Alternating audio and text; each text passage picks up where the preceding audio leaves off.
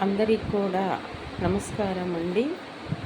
నేను చెప్పబోతున్న కవిత పాలకుల మీద.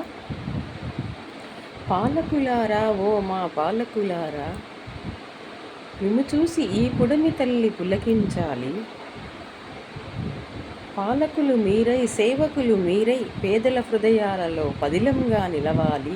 అన్నగారి ఆశయాలకు అడుగులు వేయాలి. వెన్నెల పాలన అందించాలి. అమావాస్యను ప్రారదోలి రాష్ట్ర అభివృద్ధికి పాటుపడాలి.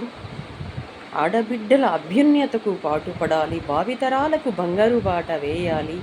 నేతాజీ కన్న కలలు నెరవేర్చాలి. అంబేద్కర్ ఆశయాలకు అడుగులు వేయాలి. అబ్దుల్ కలాంలా నడవాలి. అణువంతైన గర్వం లేకుండా మంచి పాలన అందించి మహనీయుల ఆశయాలకు పాటుపడాలి. మహాత్ముని కన్న కలలు నెరవేర్చాలి.